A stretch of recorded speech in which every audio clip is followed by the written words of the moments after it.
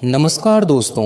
अक्सर हम अपने खाने में सेहतमंद चीज़ों को शामिल तो करते हैं, लेकिन क्या उन्हें सही तरीके से खाना भी जानते हैं? दोस्तों, पपीता एक ऐसा फल जिसे हम पाचन सुधारने वाला और सेहत के लिए फायदेमंद मानते हैं।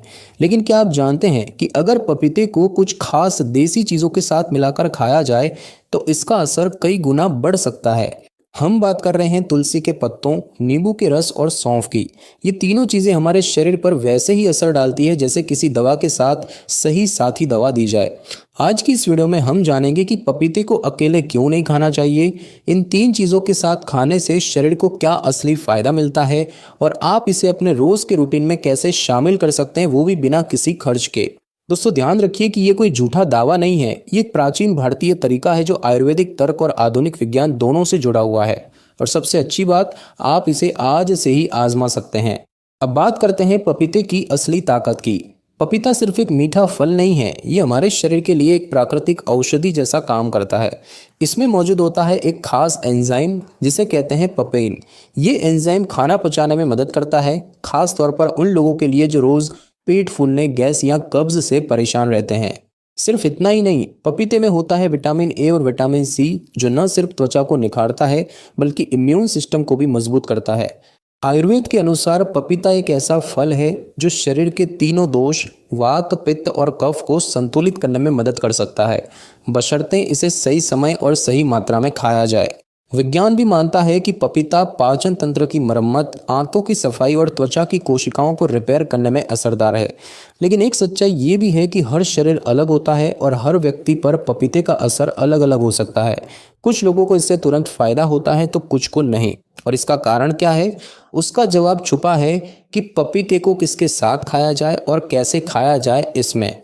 और इसी सवाल का जवाब हम आपको देने जा रहे हैं, जहां हम बताएंगे कि पपीते के साथ अगर तीन देसी चीज़ें जोड़ दी जाए तो इसका असर कितना ज़्यादा बढ़ सकता है, बिना किसी दवा, टॉनिक या खर्चे के। दोस्तों, अब आप सोच रहे होंगे कि जब पपीता इतना फायदेमंद है तो फिर हर बार इसका असर हर किसी पर एक जैसा क्यों नहीं होता? असल में हर व्यक्ति का शरीर, उसका पाचन तंत्र, उसकी दिनचर्या, ये सब चीज़ें अलग होती है।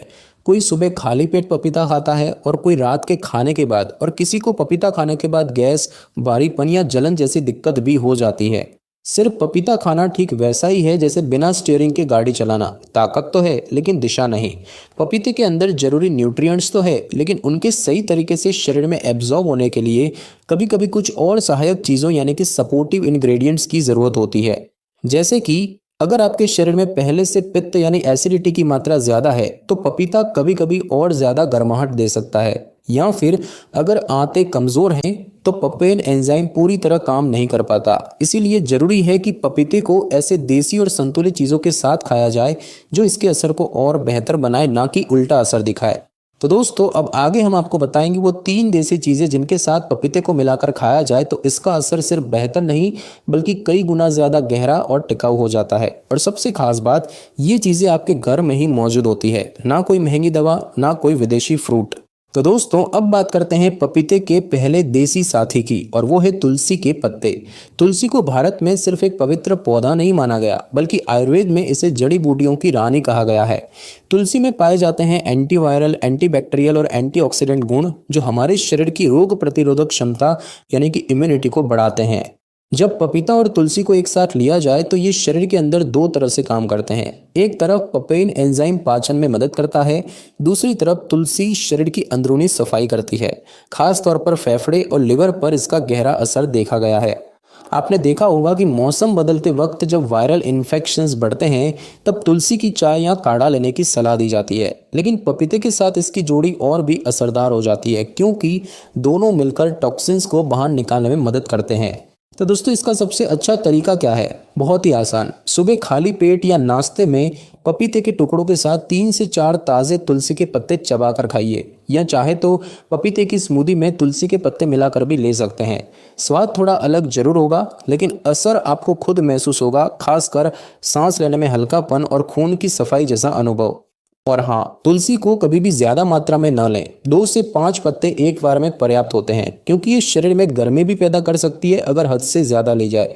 तो याद रखिए, पपीता प्लस तुलसी का ये देसी मेल सिर्फ पेट को नहीं बल्कि पूरे शरीर को अंदर से मजबूत बनाता है, बिना किसी साइड इफेक्ट के। दोस्तों अब बारी है पपीते के दूसरे देसी साथी की, और वो है नींबू के रस की। नींबू एक ऐसा फल है जो भारत के लगभग हर घर में मौजूद होता है, लेकिन हम में से ज़्यादातर लोग इसे सिर्फ खट्टा स्वाद बढ़ाने तक सीमित मानते हैं। असल में नींबू के अंदर छुपा है विटामिन सी का खजाना, जो न सिर्फ पाचन को सुधारता है बल्कि शरीर की स्किन कोशिकाओं की मरम्मत और कोलेजन निर्माण में भी मदद करता है। अब सोचिए, जब पपीते का डाइजेस्टिव एंजाइम पपेन नींबू के साइट्रिक एसिड और विटामिन सी के साथ मिल जाए तो वो आपके शरीर के अंदर पाचन प्रक्रिया को और तेज बना देता है। खासकर उन लोगों के लिए जिन्हें खाना खाने के बाद भारीपन लगता है या जिन्हें त्वचा पर डलनेस या झुर्रियों की शिकायत रहती है, उनके लिए पपीता और नींबू का मेल एक साधारण लेकिन असरदार उपाय हो सकता है। अब बात की जाए कि इसे कैसे लें, तो बहुत आसान तरीका है। आप पपीते के टुकड़ों पर 1-2 चम्मच ताज़ा नींबू का रस छिड़कें और इसे सुबह के नाश्ते या दोपहर के खाने के बाद खाएं। एक और विकल्प ये भी है कि आप पपीता स्मूदी या फ्रूट सलाद में थोड़ा नींबू निचोड़ लें। स्वाद भी ताजगी भरा होगा और पाचन भी दुरुस्त रहेगा।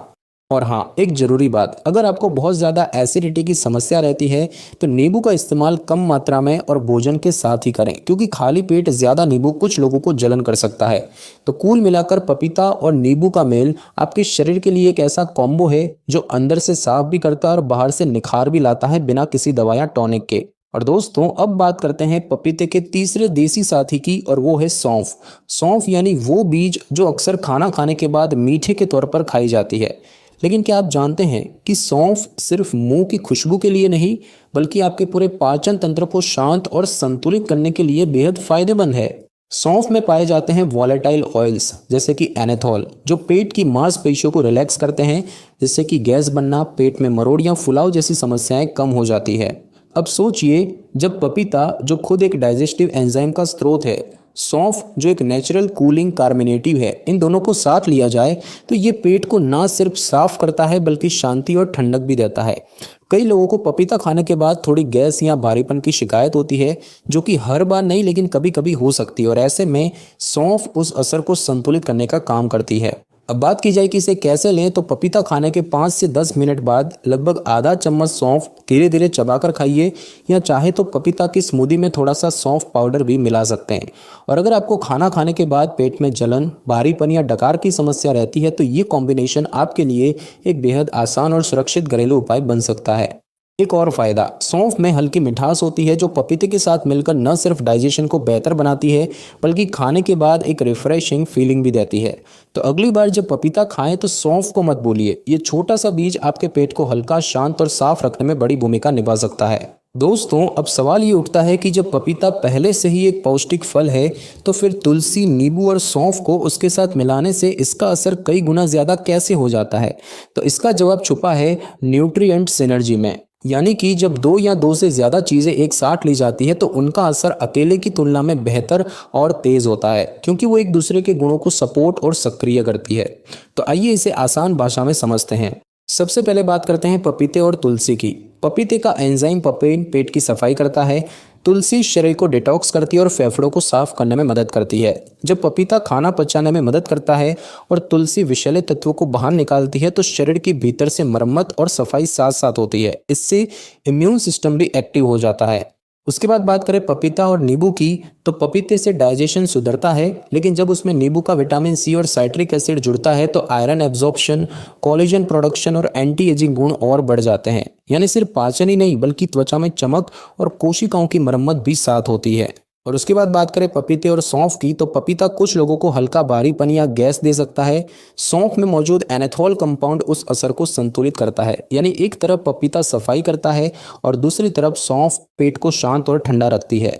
तो अब जब ये तीनों मिलकर पपीते के साथ काम करते हैं तो शरीर को मिलता है बेहतर पाचन, अंदरूनी सफाई, ऊर्जा का तेज संचार, त्वचा का निखार और सबसे जरूरी संतुलन।